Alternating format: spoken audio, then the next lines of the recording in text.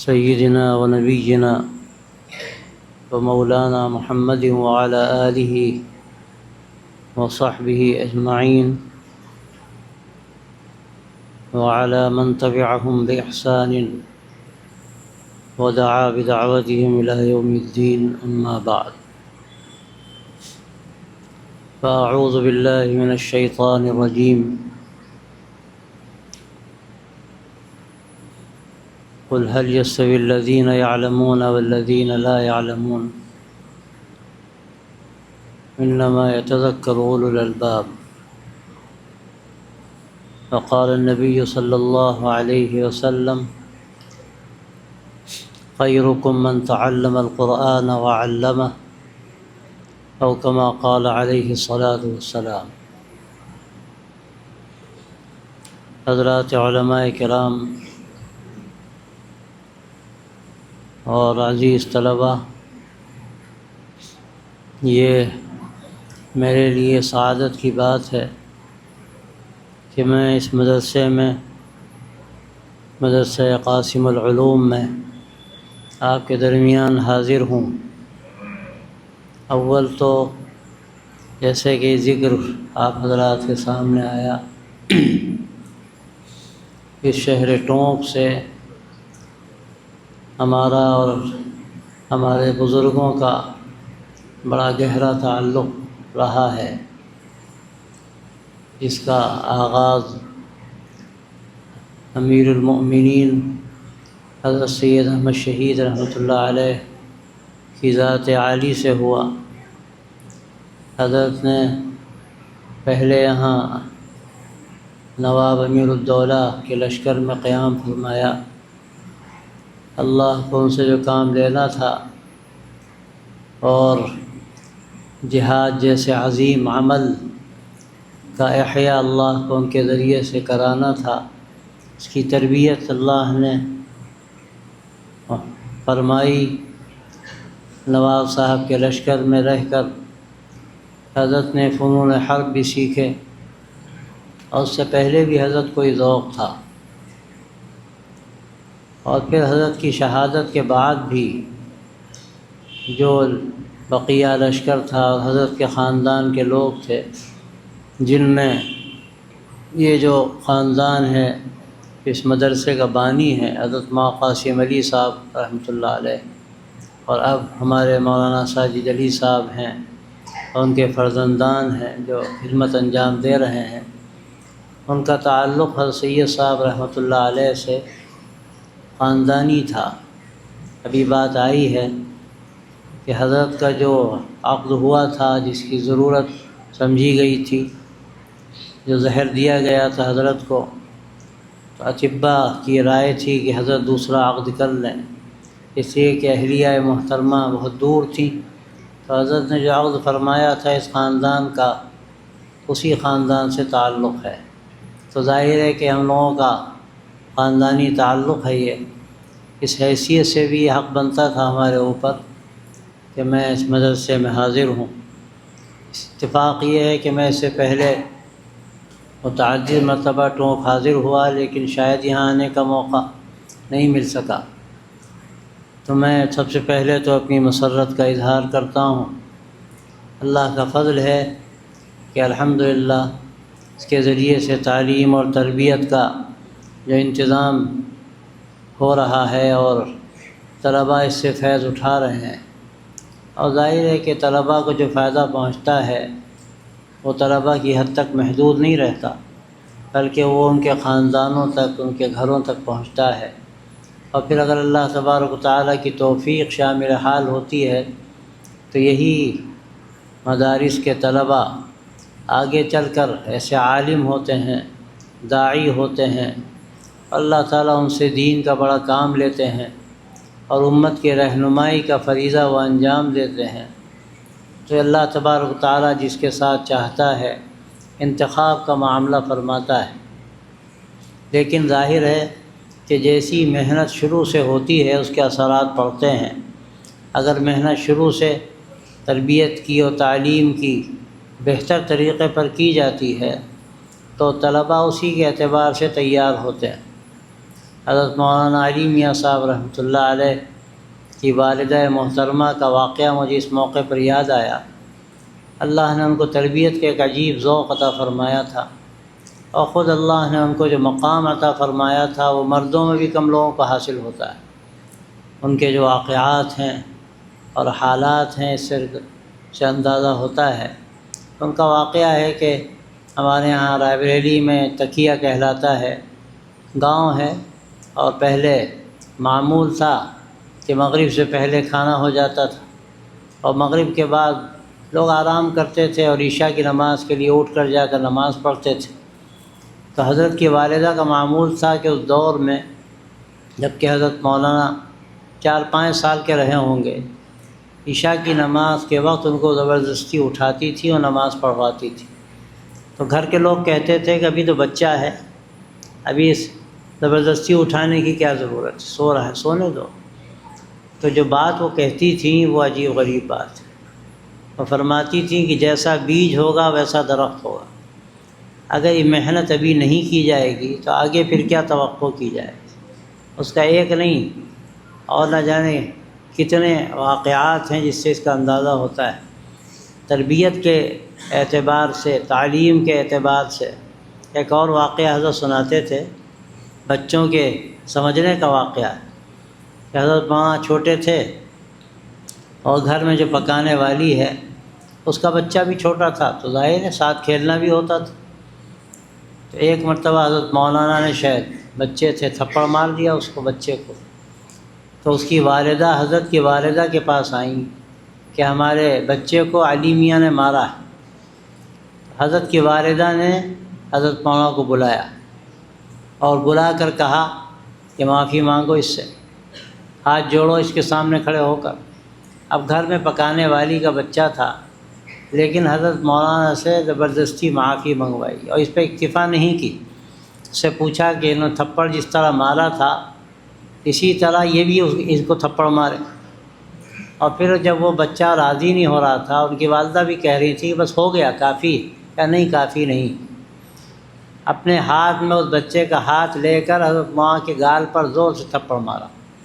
حضرت ماں کہتے تھے کہ یہ جو طرز عمل تھا اس کا مجھے فائدہ یہ پہنچا کہ مظلوم بننا گوارا ہوا، ظالم بننا کبھی گوارا نہیں ہوا۔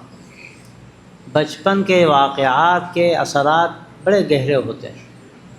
تو مدارس میں چھوٹے بچوں کے بارے میں لوگ سمجھتے ہیں کہ ابھی تو بچے ہیں، یہ پڑھ رہے ہیں، تعلیم ضروری ہے، تربیت کی طرف توجہ کم ہوتی، لیکن یہ ایک بڑا نقص، اگر تربیت شروع سے نہ کی جائے تو اس کا بہت اچھا نتیجہ سامنے نہیں آتا۔ تو مجھے مسرت ہے الحمدللہ کہ بچوں کی تربیت کا بھی اہتمام ہے تعلیم کے ساتھ، اور ظاہر ہے کہ یہ تعلیم و تربیت یہ دونوں ایسے بنیادی شعبے ہیں زندگی کے کہ اگر ان پر شروع سے توجہ ہوتی ہے تو انسان کی زندگی میں نکھار پیدا ہوتا ہے، آدمی ترقی کرتا ہے۔ اور اگر تعلیم و تربیت کی طرف توجہ نہ ہو تو آدمی کورا رہ جاتا ہے۔ جیسے جنگل میں درخت اگتے ہیں اور ان کو تراشا نہیں جاتا، سنوارا نہیں جاتا، تو خودرو درخت ہوتے ہیں، ان میں کوئی زیادہ حسن نظر نہیں آتا، لیکن جہاں ان کو تراشا جاتا ہے، تیار کیا جاتا ہے، سنوارا جاتا ہے، تو اس سے حسن پیدا ہوتا ہے۔ تو یہ تعلیم کا جو نظام ہے اس کی بھی اہمیت ہے، اور تعلیم ایسی چیز ہے کہ اس سے آدمی جانتا ہے اچھا کیا ہے، برا کیا ہے، صحیح کیا ہے، غلط کیا ہے، اور جب وہ صحیح طریقے پر کسی چیز کو جانتا ہے تو اس کا اثر زندگی پر پڑتا ہے۔ دیکھیے، علم الگ چیز ہے اور معلومات الگ چیز۔ معلومات تو بہت سے لوگوں کو بہت سی چیزوں کی ہوتی، لیکن معلومات کا بہت گہرا اثر زندگی پر نہیں پڑتا۔ علم کا اثر زندگی پر بڑا گہرا پڑتا ہے، اور علم گمان کو نہیں کہتے، یقین کو کہتے ہیں۔ جب کسی چیز کا آدمی کو یقین ہوتا ہے اس کو علم کہتے ہیں، یقین کے ساتھ جاننا علم کہلاتا ہے۔ اگر آدمی یقین کے ساتھ کسی چیز کو نہیں جانتا اس کو علم نہیں کہتے۔ جیسے ہر شخص جانتا ہے کہ آدمی کوئی زہر کھا لے تو مر جائے، ہر شخص جانتا ہے کہ پیاس لگ رہی ہے، آدمی پانی پیے گا تو پیاس بجھ جائے گی۔ ہر شخص جانتا ہے کہ آگ جلاتی ہے۔ یہ جاننا یقینی جاننا ہے، اس کو علم کہتے ہیں۔ اس علم کا نتیجہ کیا ہوتا ہے؟ آدمی کی زندگی پر اثر پڑتا ہے۔ کوئی اگر زہر کا پیالہ لے آئے اور زبردستی کہے کہ پی لو اس کو، زہر کا پیالہ پی لو، کوئی پینے کے لیے تیار نہیں ہوگا۔ کیوں تیار نہیں ہوگا؟ اس کو یقین ہے کہ اگر ہم نے پی لیا تو زندگی ختم ہو جائے گی، معاملہ ختم۔ اگر پیاس لگ رہی ہے آدمی کو تو وہ تلاش کرے گا پانی مل جائے، کہیں سے ٹھنڈا پانی مل جائے، بے قرار ہو جائے گا۔ اگر پیاس شدت کی ہے تو بے قرار ہو جائے گا، کہیں سے پانی مل جائے۔ کیوں بے قرار ہو رہا ہے پانی کے لیے؟ وہ جانتا ہے کہ پیاس کا علاج پانی پینے میں، یقین ہے اس کا۔ اب یقین کا نتیجہ یہ ہے کہ پانی کی تلاش کر رہا ہے وہ۔ تو آپ اگر غور کریں تو چاہے فائدہ ہو چاہے نقصان، دونوں چیزوں میں آدمی اگر یقین ہوتا ہے تو فائدے کو اختیار کرتا ہے اور نقصان سے بچتا ہے۔ قرآن مجید میں اللہ تبارک و تعالیٰ جو بات ارشاد فرما رہے ہیں کہ آپ یہ پوچھئے ان سے، آپ یہ بات فرمائیے، هل يستوي الذين يعلمون والذين لا يعلمون، کیا جاننے والا اور نہ جاننے والا دونوں برابر ہو سکتے ہیں؟ جاننے والے نہ جاننے والے کیا برابر ہو سکتے ہیں؟ ایک آدمی جانتا ہے، ایک آدمی نہیں جانتا۔ دنیا اس بات کو سمجھتی ہے کہ بڑا فرق ہے۔ جو آدمی جانتا ہے وہ اس کے مطابق عمل کرے، اور جو نہیں جانتا بیچارہ وہ کیا کرے گا؟ نہ وہ نفع کو جانتا ہے نہ نقصان کو جانتا ہے، نہ وہ نقصان سے اپنے آپ کو بچا پائے گا اور نہ نفع کو حاصل کر سکے گا۔ آپ غور کیجئے، انسان کی جو شعور کی عمر ہوتی ہے اس میں آدمی کی زندگی کا انداز بدل جاتا ہے، اور جو شعور سے پہلے کی عمر ہوتی ہے، بالکل ابتدائی زمانے، بچپن کی عمر، آدمی بکیاں چلتا ہے، وہ کچھ نہیں جانتا، بچہ ہے نہیں جانتا۔ اگر آگ کا انگارہ بڑا خوبصورت سا کہیں پڑا ہوا ہے تو بچہ دوڑتا ہے اس کو پکڑنے کے لیے، وہ جانتا ہی نہیں کہ انگارہ جلا دے گا۔ بلکہ یہاں تک ہوتا ہے کہ اگر کوئی زبردستی کر کے اس کو روکے، چیختا ہے، چلاتا ہے، ارے اتنا خوبصورت چمک رہا ہے، اس کو اٹھانے نہیں دیتے، احتجاج کرتا ہے۔ وہ انگارہ کیوں پکڑنا چاہتا ہے؟ اس لیے کہ وہ نہیں جانتا کہ انگارہ جلا دے گا۔ یا آپ نقصان کی بات دیکھ لیجئے، اسی طرح آپ نفع کی بات دیکھ لیجئے۔ میں اکثر مثال عرض کرتا ہوں کہ خوبصورت سا گول ٹکڑا کسی کو سونے کا دے دیا جائے، چھوٹے بچے کو، وہ سونے کی قیمت سے واقف نہیں، تو کیا کرے گا؟ وہ کہے گا کہ اپنے کسی دوست سے کہے گا بلہ لے آؤ، گیند بلہ کھیلے۔ گیند مل گئی ہے، بھائی گیند مل گئی، بلہ لے آؤ، گیند بلہ کھیلے۔ وہ بیچارہ جانتا ہی نہیں کیا چیز ہے یہ۔ وہ خوبصورت سا گول سا ٹکڑا جو ہے وہ گیند نہیں ہے، گیند کی شکل ہے، وہ تو سونا ہے۔ اور کتنا سونا ہے؟ ایسا سونا ہے کہ نہ جانے کتنے اس میں مکانات مل جائیں، کتنی گاڑیاں مل جائیں، نہ جانے کیا کیا مل جائے۔ لیکن چونکہ وہ بچہ ہے اور اس کے فائدے سے واقف نہیں، تو کیا کرے گا؟ ناقدری کرے گا، گیند بنا کے کھیلے گا۔ ایسے ہی کسی کو، بچے کو، چھوٹا بچہ ہو، اس کو سینکڑوں نہیں، لاکھوں نہیں، کروڑوں کا چیک بنا کر دے دیا جائے تو کیا کرے گا اس چیک کا؟ ہو سکتا ہے کہ ناؤ بنا کر تیرائے، جیسے بچے ہوتے ہیں نا، بارش میں پانی بھر جاتا ہے تو کاغذ کی ناؤ بناتے ہیں اور پانی میں تیراتے ہیں، بڑا مزہ آتا ہے۔ اب وہ بچہ بیچارہ نہیں جانتا یہ چیک ہے، اور یہ کیا ہے، اس کے پیچھے کیا کیا چھپا ہوا ہے۔ بڑی بڑی گاڑیاں چھپی ہوئی ہیں، بڑے بڑے مکانات، حویلیاں، فلیٹس، نہ جانے کیا کیا چھپا ہوا ہے۔ وہ بیچارہ جانتا نہیں تو وہ کیا اس کی قیمت جانے، وہ سمجھتا ہے کاغذ کا ٹکڑا ہے، پانی کی ناؤ بنا کر تیراتا ہے، پتنگ بنا کر اڑاتا ہے۔ وہ قیمت نہیں جانتا، اس کے نفع سے واقف نہیں، اس کی ناقدری کرتا ہے۔ تو جاننا اور نہ جاننا دونوں میں کتنا فرق ہے۔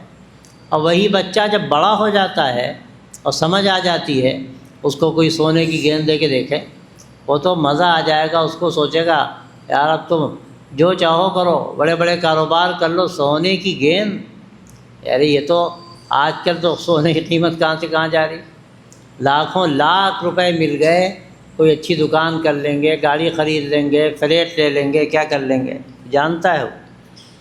اسی طرح اگر کوئی چیز نقصان پہنچانے والی ہے تو اس کو بھی جانتا ہے۔ تو علم جو ہے یہ بڑی چیز، جاننا۔ لیکن میں نے جیسے عرض کیا کہ جاننا اس کا مطلب کیا ہے؟ یقینی طور پر جاننا، گمان سے کام نہیں ہوتا۔ ہاں شاید ایسا ہوتا ہو، شاید یہ فائدہ ہو اور شاید یہ نقصان ہو، تو آدمی پھر وہاں کوئی زیادہ توجہ نہیں دیتا۔ لیکن جب یقین ہوتا ہے تو اس کے مطابق اس زندگی میں فرق نظر آتا ہے۔ تو جو آپ علم حاصل کر رہے ہیں، جو دین کا علم ہے، یہ بھی صرف معلومات نہیں ہیں، گمان کی باتیں نہیں ہیں، یہ یقینی باتیں۔ کیوں یقینی باتیں ہیں؟ اس لیے کہ اللہ کے آخری نبی حضرت محمد رسول اللہ صلی اللہ علیہ وسلم کی بتائی ہوئی باتیں ہیں، اور آپ جو بتاتے ہیں، آپ جو ارشاد فرماتے ہیں، آپ جن چیزوں پہ چل کے نمونہ پیش فرماتے ہیں، یہ ساری باتیں ایسی یقینی ہیں کہ ہو سکتا ہے یہ سورج نکلا ہوا نہ ہو، لیکن آپ صلی اللہ علیہ وسلم کی باتیں ایسی ہیں کہ ان پر کوئی ادنیٰ شبہ نہیں کیا جا سکتا۔ یہ یقین جب ذہن و دماغ میں پیدا ہو جاتا ہے تو زندگی کا رخ پھر الگ ہوتا ہے۔ آج ہم جو علم حاصل کرتے ہیں وہ صرف کاغذ کا علم حاصل کرتے ہیں، الفاظ کا علم حاصل کرتے ہیں، ہمیں اس کا یقین دل کے اندر نہیں آتا۔ اس کا نقصان یہ ہے کہ آدمی علم بھی حاصل کر رہا ہے اور جھوٹ بھی بول رہا ہے، علم بھی حاصل کر رہا ہے اور دھوکہ بھی دے رہا ہے، علم بھی حاصل کر رہا ہے، نمازیں بھی چھوڑتا ہے، علم بھی حاصل کر رہا ہے اور دوسروں کو نقصان بھی پہنچا رہا ہے۔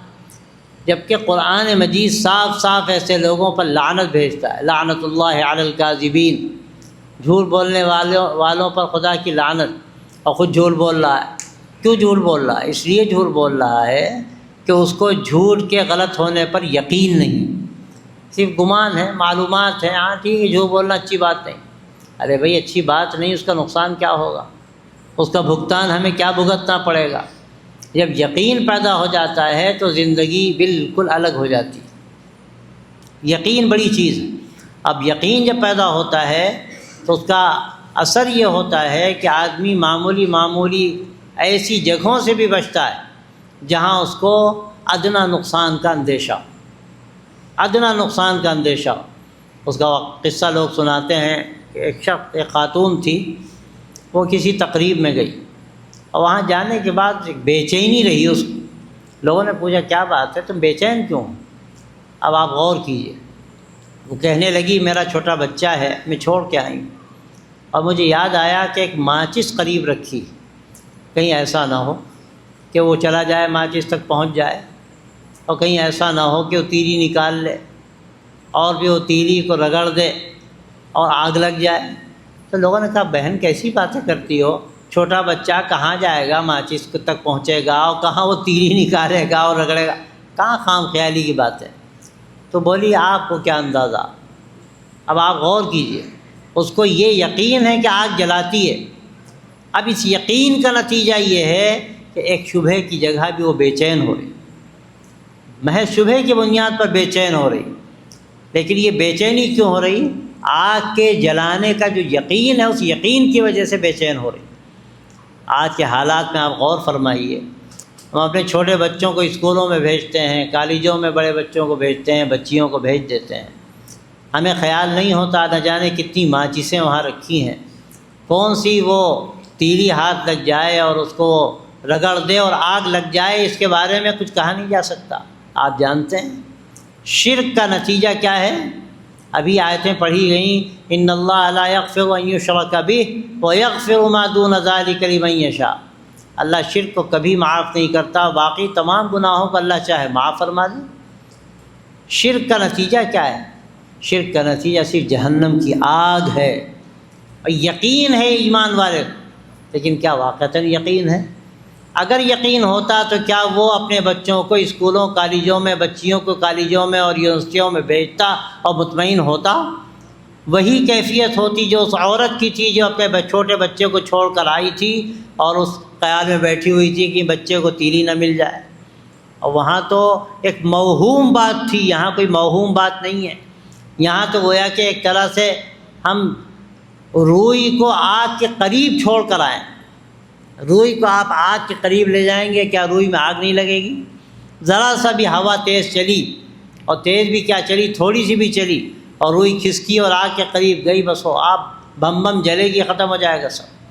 آج صورتحال یہ ہے، آسانی سے ہم بچوں کو بھیج دیتے ہیں اسکولوں میں جہاں شرک کی آگ لگی ہوئی، اور وہ آگ لگائی جا رہی، اب وہاں بچہ تو ہماری بچی موجود ہے، کیا ہمیں بے چینی ہوتی ہے اس کی کہ کہیں اس کو آگ نہ لگ جائے؟ کیا ہمیں اس کا احساس ہوتا ہے کہ ہم نے بچے کو بھیج دیا، کہیں خدا نخواستہ شرک کی آگ نہ لگ جائے؟ یہ آگ ہے، اگر خدا نخواستہ وہ شرک میں مبتلا ہوا تو اس کا نتیجہ کیا ہوگا؟ اس کو جہنم کی آگ میں جلنا پڑے گا، نہیں جلنا پڑے گا؟ کوئی ہمارے بچے کو آگ میں ڈال دے یا ڈالنے کے لیے جانے لگے، ہمیں خبر ملے، ہماری چیخیں نکل جائیں گی ہماری چیخیں نکل جائیں گی، ہمیں برداشت نہیں ہوگا، دوڑ پڑیں گے۔ اگر ہم خدا نخواستہ سو بھی رہے ہیں تو ہماری نیند نہ جانے کہاں چلی جائے، ہم جائیں گے دوڑتے بھاگتے، کھینچ اور بچے کو بچانا۔ میرے دوستوں، میرے بھائیوں، کیوں ہے یہ؟ ہمیں آگ کے بارے میں یقین ہے کہ آگ جلاتی ہے، لیکن اس کا یقین نہیں ہے کہ جہنم کی آگ بھی جلاتی ہے۔ اس کا یقین نہیں ہے کہ اگر خدا نخواستہ شرک ہوا تو اس شرک کے نتیجے میں وہ شخص جہنم کا ایندھن بنے گا۔ یا ایھا الذین آمنوا قوا انفسکم واہلیکم نارا وقودھا الناس والحجارہ، اے ایمان والو، بچاؤ اپنے آپ کو اور اپنے گھر والوں کو جہنم کی آگ سے، جس کا ایندھن لوگ ہوں گے اور پتھر ہو۔ لوگوں کو ایندھن بنایا جائے، آگ سلگائی جاتی ہے پتھر سے، کوئلے سے، لکڑی سے، وہاں جہنم کی آگ سلگائی جائے گی، لوگوں سے جو شرک اور کفر میں مبتلا ہیں ان کو جہنم کا ایندھن بنایا جائے گا۔ اس سے بڑھ کر کیا سخت سزا ہو سکتی ہے اور کیسی تکلیف ہو سکتی ہے، اس کا تصور نہیں کر سکتا۔ لیکن میرے دوستوں بھائیوں، ہمیں آگ کے جلانے کا یقین ہے، لیکن یہ یقین نہیں ہے کہ جہنم کی آگ بھی جلائے گی۔ جب یہ یقین پیدا ہوگا، علم ہمارے اندر یقین پیدا کرے گا، تو اس کا نتیجہ کیا ہوگا؟ پھر ہم بھی بے چین ہو جائیں گے، ہمیں بھی سکون نہیں ملے گا کہ نہ جانے ہمارے بچوں کا کیا ہوگا۔ ہم اسکولوں میں، کالجوں میں ڈالنے سے پہلے 1 مرتبہ نہیں، 10 مرتبہ نہیں، 1000 بار سوچیں گے، اور ہو سکتا ہے کہ ہم یہ جرأت نہ کر سکیں، اور ہم سوچیں کہ نہ جانے کیا ہوگا وہاں جانے کے بعد۔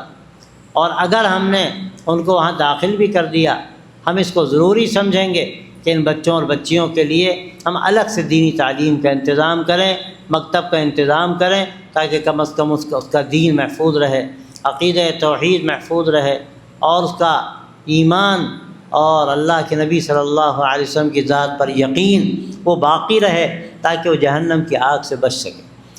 تو میرے بھائیوں، دوستو، اللہ تبارک و تعالیٰ نے آپ کو یہاں الحمدللہ مدرسے میں بھیجا ہے، اور آپ یہ علم حاصل کر رہے ہیں۔ یہ علم کوئی عام علم نہیں ہے، یہ کوئی معلومات تنہا نہیں ہے، بلکہ یہ ایک ایسا یقینی علم ہے کہ جب یقین اس کا دل کے اندر اترتا ہے تو اس کا اثر زندگی پر پڑتا ہے، پھر زندگی کے حالات بدلتے ہیں، آدمی کی زندگی بہتر رخ کی طرف پڑتی ہے۔ تو بھائیو، دوستو، اللہ کا فضل ہے کہ آپ کا تعلق اس دین کے علم سے ہے، جو ہمارے لیے بنیادی حیثیت رکھتا ہے، جو ہمیں راستہ دیتا ہے کامیابی کا، جو ہمیں جہنم کے راستے سے بچا کر اور جنت کے راستے پر ڈالتا ہے۔ یہ اللہ کا فضل ہے کہ اللہ نے آپ کو اس علم سے وابستہ کیا ہے۔ لیکن دیکھیے، آپ کی زندگی میں اور عام لوگوں کی زندگی میں فرق ہونا چاہیے۔ کیا کہا جا رہا ہے؟ کیا جاننے والے اور نہ جاننے والے برابر ہو سکتے ہیں؟ میں اس پہ ایک اور سوالیہ نشان کھڑا کرتا ہوں کہ کیا جاننے والوں کو نہ جاننے والوں کو برابر ہونا چاہیے؟ کیا دونوں کی زندگی میں کوئی فرق نہیں ہونا چاہیے؟ ایک شخص ہے جو عالم نہیں ہے، اور ایک شخص ہے جو عالم، ایک شخص ہے جو علم کے راستے میں ہے اور جنت کے راستے پر گویا اپنے آپ کو اس نے ڈالا ہے۔ حدیث میں آتا ہے، من سلک طریقا یلتمس فیہ علما سہل اللہ لہ طریقا الی الجنہ، کہ جو شخص کسی راستے پر اپنے آپ کو ڈالتا ہے جو علم کا راستہ ہے، تو جو گویا کہ اپنے آپ کو وہ جنت کے راستے پہ ڈالتا ہے۔ تو یہ جو اللہ تبارک و تعالیٰ کا ہمارے اوپر ایک فضل ہے کہ ہمیں اللہ نے علم دین کے راستے میں ڈالا، اور جو حضرات علماء ہیں جو الحمدللہ اس علم سے آراستہ ہیں، تو سوال یہاں یہ کھڑا کیا گیا ہے آیت شریفہ میں کہ کیا دونوں کی زندگی میں کوئی فرق نہیں ہونا چاہیے؟ ایک عالم کی زندگی، ایک طالب علم کی زندگی، ایک عام آدمی کی زندگی۔ ایک طالب علم جھوٹ بول رہا ہے، ایک عام آدمی جھوٹ بول رہا ہے، ایک طالب علم اپنی زبان سے گالیاں بک رہا ہے، ایک عام آدمی گالیاں بک رہا ہے۔ ایک طالب علم ہے جو گھر جا کر اپنی زبان سے ماں باپ کو سخت باتیں کہتا ہے، ایک عام آدمی بھی ایسے ہی کرتا ہے۔ ایک عالم خدا نخواستہ کوئی غلط کام کر رہا ہے، ایک عام آدمی بھی کر رہا ہے۔ اس کی زندگی میں عام آدمی کی زندگی میں کوئی فرق نہیں، اس کے اندر بھی خدا نخواستہ اگر خود غرضی ہے، فائدہ اٹھانے کا شوق، دوسروں نقصان ہو، باڑ میں جائیں، ہمیں فائدہ ہو، ہمیں عزت حاصل ہو، ہمارا نام ہو، ہمیں لوگ قدر کی نگاہ سے دیکھیں۔ ایک عام آدمی دنیا دار بھی یہی سوچتا ہے کہ ہمارے پاس کوٹھی ہے، ہمارے پاس منصب ہے، میں وزیر ہوں، میں ایم پی ہوں یا ایم ایل اے ہوں، یا میں کسی اور جگہ کا ممبر ہوں یا چیئرمین ہوں، تو سوچتا ہے کہ لوگوں کو میری عزت کرنی چاہیے، اور اگر کوئی عزت نہ کرے تو اس کو وہ حسد کی آگ اس کے اندر بھڑکتی ہے، بلکہ انتقام کی آگ بھڑکتی ہے، نہ جانے کیا کیا کرتا ہے۔ اب اگر کوئی خدا نخواستہ جو علم رکھنے والا ہے وہ بھی یہی کرے تو پھر فرق کیا ہوا؟ اور قرآن مجید کہتا ہے قُلْ هَلْ يَسْتَوِي الَّذِينَ يَعْلَمُونَ وَالَّذِينَ لَا يَعْلَمُونَ، آپ پوچھئے کہ جاننے والے اور نہ جاننے والے کیا برابر ہو سکتے ہیں؟ انما یخشی اللہ من عبادہ العلماء، دوسری جگہ اللہ فرماتا ہے کہ علماء ہیں جن کے اندر اللہ کی خشیت ہوتی ہے، اللہ سے ڈرتے ہیں۔ کون علماء؟ جو اللہ کی معرفت رکھتے ہیں۔ اوپر اگر آپ غور کیجیے آیتوں میں تو وہاں پر بہت سی سائنسی چیزوں کا تذکرہ ہے۔ اللہ نے جو چیزیں پیدا فرمائیں، پتھر پیدا کیے، رنگ برنگ کے پتھر پیدا کیے، اور اللہ کی قدرت کی نشانیاں زمین و آسمان میں بکھری ہوئی ہیں۔ انسان کی ذات کے اندر اللہ نے نشانیاں رکھی ہیں۔ سنوریہم آیاتنا فی الآفاق وفی انفسہم حتی یتبین لہم انہ الحق، ہم اپنی نشانیاں دکھا دیں گے ان کو آفاق میں، ساری دنیا میں، اور ان کی جانوں میں۔ انسان کی جو جان ہے، اس کا جسم ہے، آدمی اگر غور کرے اپنے جسم میں، آنکھ دیکھ رہی ہے، کیسے دیکھ رہی ہے؟ کان سن رہا ہے، کیسے سن رہا ہے کان؟ معمولی اگر کوئی رگ دب جائے کیا ہوتا ہے؟ آدمی بہرا ہو جاتا ہے، گونگا ہو جاتا ہے، اندھا ہو جاتا ہے۔ تو میرے دوستوں، میرے بھائیوں، یہ اللہ کی قدرت کی نشانیاں ہیں۔ یہ نشانیاں ہمیں اللہ تبارک و تعالیٰ کی معرفت سکھاتی، اور جب اللہ کی معرفت پیدا ہوتی ہے، اس کی قدرت کا یقین پیدا ہوتا ہے، تو آدمی کے اندر اللہ کی خشیت پیدا ہوتی ہے۔ یہ علماء کا امتیاز بیان کیا گیا، لیکن ظاہر ہے کہ جب علماء کے اندر یہ معرفت پیدا ہوگی، علم یقینی پیدا ہوگا، تو اللہ تبارک و تعالیٰ کی طرف سے یہ صفت ان کو حاصل ہوگی۔ اور اگر کوئی فرق نہیں زندگی میں، ایک عام آدمی کی زندگی دنیا داری کی، ایک عالم کی زندگی دنیا داری، ایک طالب علم بھی اسی راستے پر چل رہا ہے، کوئی فرق نہیں، تو بھائیو دوستو، یہ بڑے افسوس کی بات ہے۔ اور اس کے بعد پھر کیا توقع کی جائے؟ لوگ حضرات علماء کو اور طلباء کو دوسری نگاہ سے دیکھتے ہیں۔ آپ یہاں سے نکلتے ہیں، اپنے گھر جاتے ہیں، لوگ دور سے دیکھتے ہیں۔ مدرسے کا طالب علم کہ دیکھو کسی سنجیدگی کے ساتھ جا رہا ہے، یہ تو دیکھتا بھی نہیں تھا ادھر، لڑائی جھگڑا تو آگے کی چیز ہے، کیسے سکون سے جا رہا ہے، کیسا مؤدب ہے۔ یہ مدرسے کا امتیاز، یہ جاننے کا نتیجہ ہے۔ لیکن اگر خدا نخواستہ ایسا نہیں ہے، مدرسے سے نکلا چیختا چلاتا گالیاں بکتا چلا جا رہا، ٹوپی بھی غائب، لباس بھی بدل گیا۔ چھٹیوں میں بچے گھر جاتے ہیں، بڑے بڑے مدارس میں میں نے بعض مرتبہ دیکھا ایسا ہوتا ہے کہ مدرسوں میں دوسرا انداز ہے، اب نکلے مدرسے سے تو لگا وہ مدرسے کی طالب علم ہی نہیں۔ تو دوستو پھر کیا فرق ہے ہم میں اور دوسروں میں؟ قرآن مجید کہتا ہے کہ یہ فرق ہونا چاہیے، یہ فرق ہونا چاہیے۔ علماء کی شان تو اپنی جگہ پر ہے، وہ تو بہت بلند ہیں، لیکن بلند کب ہیں؟ جب بلندی قائم رہے، جب بلندی قائم رہے، جو وہ صفات باقی رہیں۔ اور طلباء ہمارے جو اس راستے پر ہیں، ایک ریہرسل ہے، ایک مشق ہے۔ اگر ابھی سے وہ کوشش کر رہے ہیں اور ان کی زندگی نمایاں ہے دوسرے بچوں کے مقابلے میں، تو یقیناً یہ ایک علامت ہے اس بات کی کہ ایک راستہ اللہ تبارک و تعالیٰ نے ان کو عطا فرمایا۔ اب وہ راستے پر جب چل رہے ہیں، اب وہ عالم ہوں گے انشاءاللہ، تو عالم ہونے کے بعد ان کی زندگی عام لوگوں سے بالکل مختلف، بالکل مختلف۔ دنیا کے ڈھیر لگا دو، دنیا کے ڈھیر لگا دو، کوئی اثر نہیں پڑتا۔ ان کو طرح طرح کی لالچ دو، منصب کی لالچ دو، ان کو صدر جمہوریہ بنا دو، ان کو کہو تو وزیر اعظم بن جاؤ گے، کوئی اثر نہیں پڑتا۔ ہمارے سامنے ایسے علماء، ایسے مشائخ موجود رہے ہیں کہ جنہوں نے سب کچھ دین کے لیے قربان کیا، ان کے سامنے ڈھیر لگائے گئے دولت کے، سونے کے، چاندی کے، لیکن ایک لمحے کے لیے بھی انہوں نے، ان کی غیرت نے، ان کی ایمانی حس نے گوارا نہیں کیا اس کو کہ وہ کسی ادنا سے ادنا دینی مسئلے سے دستبردار ہوں اور دولت قبول کر لیں، کوئی منصب قبول کر لیں۔ وہ تو ان کے جوتوں کی نوک پر رہتے تھے۔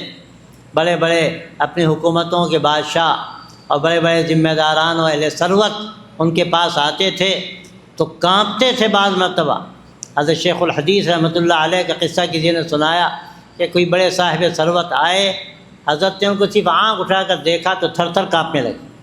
اور نہ جانے کتنے قصے حضرت مولانا علی میاں رحمۃ اللہ علیہ گئے وہاں پر ملک فیصل کے پاس، اور جب نصیحتیں فرمائیں تو ملک فیصل کی آنکھوں سے آنسو جاری ہو گئے اور کہنے لگے کہ حضرت آپ تو بار بار یہاں پر تشریف لائیں، ہمیں کچھ سبق ملتا ہے، ہمیں راستہ ملتا ہے۔ یہ حضرات علماء یہ راستہ بتانے والے ہوتے ہیں، دینے والے ہوتے ہیں۔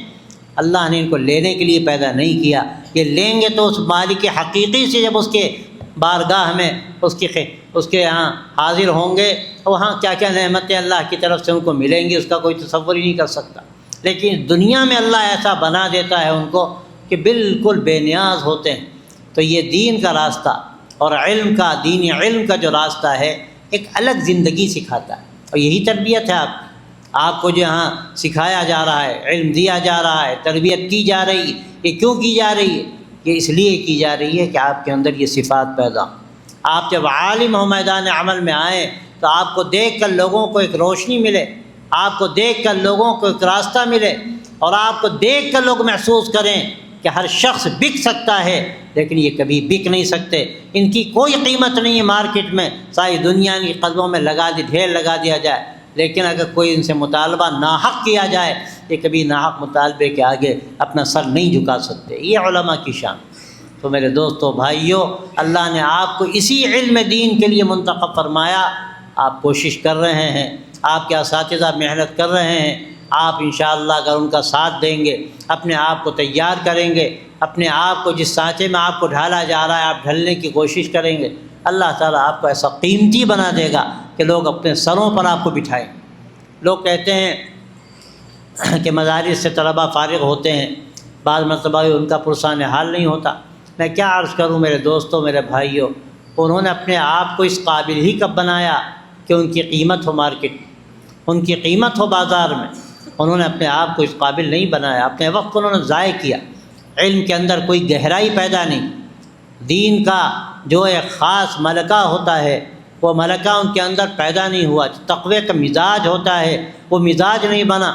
آپ نے الفاظ سیکھ لیے، آپ نے قال یقول رٹ لیا، آپ نے، میں یہاں تک کہتا ہوں، بخاری شریف کی حدیثیں پڑھ لیں اور سند لینے کے لیے پڑھیں تاکہ آپ اس سند کا استعمال کر کے اپنی جیب بھریں اور اپنی دنیا بٹوریں، تو یاد رکھیے کہ آپ کی کوئی قیمت دنیا میں نہیں۔ لیکن آپ اگر صحیح طریقے پر اپنے کو آراستہ کر رہے ہیں اور وہ صفات اپنے اندر پیدا کر رہے ہیں کہ حقیقت میں صفات نبوت ہے۔ علماء کون ہیں؟ العلماء ورثۃ الانبیاء، علماء تو وارثین انبیاء ہیں، اور طلباء کیا ہیں؟ حقیقت میں مہمانان رسول ہیں۔ حضور پاک علیہ الصلوۃ والسلام کا دسترخوان سجا ہوا ہے اور طرح طرح کی نعمتیں یہاں موجود ہیں۔ ہاتھ تو بڑھا کے دیکھو، ہاتھ بڑھاؤ اور منہ تک اس نعمتوں کو لے جاؤ اور ان کا مزہ چکھو، تب تمہیں اندازہ ہوگا کہ کتنا قیمتی دسترخوان ہے جس پر اللہ نے تمہیں بھیجا۔ اور یہ نعمتوں کھانے کے بعد جب وہ صفات پیدا ہوتی ہیں جو حقیقت میں صفات اللہ کے نبی صلی اللہ علیہ وسلم کی وراثت ہیں، پھر وہ مقام ملتا ہے کہ آدمی کہیں پر ہوتا ہے ایک بادشاہ کی طرح ہوتا ہے۔ ایک بادشاہ کی بھی کیا قیمت ہے؟ بادشاہ تو کتنے بادشاہوں کے تاج ان کے قدموں میں پڑے رہتے ہیں، جو اللہ کے نیک بندے اللہ کے لیے جینا اور اللہ کے لیے مرنا جانتے ہیں، اور ان کے سامنے دنیا کی کوئی قیمت نہیں ہوتی۔ یہ مزاج بنانے کی ضرورت ہے۔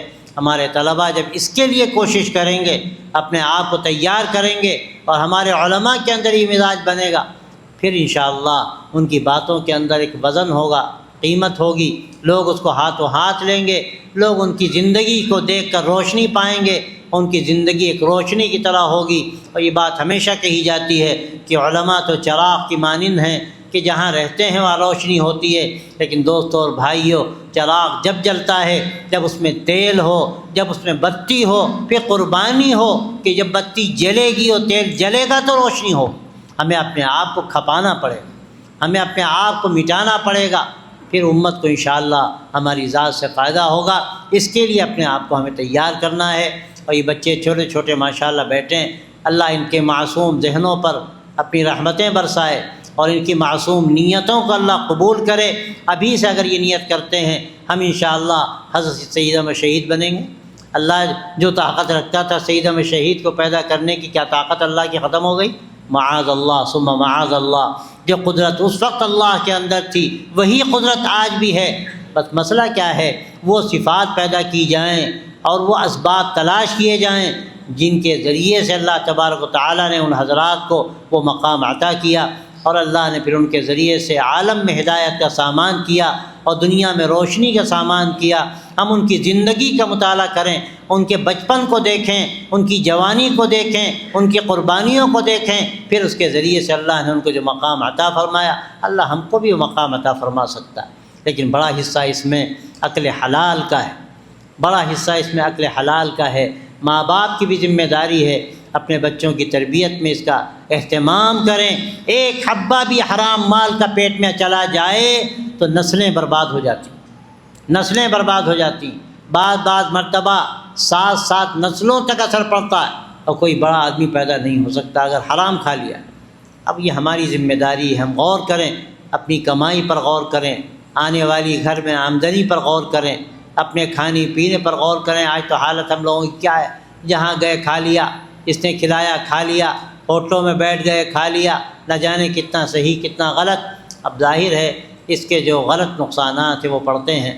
اللہ تعالی ہم سب کی اس کی حفاظت فرمائے، ہمیں عقل حلال کے اہتمام کی توفیق بھی عطا فرمائے، اور اللہ ہمیں اس کے لیے تیار کرے کہ ہم میدان عمل میں آنے کے لیے اپنے آپ کو آراستہ کریں، اپنی بتی کو ٹھیک کریں، اپنی لو کو ٹھیک کریں، اپنے چراغ میں تیل کو اچھی طرح سے بھر لیں، اور پھر قربانی کے لیے تیار رہیں۔ اپنی لو میں آگ دیں، اور یہ آگ یاد رکھیے، کسی چراغ کے پاس آپ اپنے چراغ کو لے جا کر جب ترچھا کریں گے اور جھکائیں گے اس چراغ کے آگے، تو اس چراغ سے آپ کے چراغ کو بھی روشنی ملے گی، اور انشاءاللہ آپ بھی دوسروں کی روشنی کا ذریعہ بنیں گے۔ اللہ تعالی ہم سب کو توفیق دے۔ مجھے بڑی مسرت ہے میں یہاں حاضر ہوا۔ اللہ تعالی اس مدرسے کو ترقی دے۔ اللہ تعالی ہمارے مولانا ساجد علی صاحب اور ان کے رفقا، ان کے معاونین جو بھی لگے ہوئے ہیں اس کام میں، اللہ تعالی ان کے کاموں میں برکت دے، اور اس کو مرکز بنائے علم کا اور ہدایت کا، اور اللہ تعالی اس شہر کو وہ دوبارہ مقام عطا کرے جو مقام اللہ نے پہلے بھی اس کو عطا فرمایا۔ میں نے سنا ہے کہ ایک زمانہ ایسا گزرا کہ مسجد قافلہ میں تہجد کے وقت اتنی بڑی تعداد ہوتی تھی تہجد پڑھنے والوں کی، جو فجر کی نماز میں بھی اب شاید نہیں ہوتی۔ یہ وہ ذوق تھا جو ان بزرگوں کی صحبت سے الحمدللہ یہاں کے لوگوں کو حاصل ہوا تھا۔ ایک عرصے تک اس کے اثرات نظر آتے رہے، آج بھی کچھ حصہ یقیناً ہوگا اور ایسے افراد ہوں گے، لیکن امید ہے کہ انشاءاللہ یہ روشنی اور عام ہوگی، اور انشاءاللہ یہ بچے جو تعلیم حاصل کر رہے ہیں اس کا ذریعہ بنیں گے۔ اللہ تعالی ہم سب کو توفیق دے، اور اللہ تعالی اس حاضری کو خیر کا ذریعہ بنائے۔ وآخر دعوانا ان الحمد للہ رب العالمین۔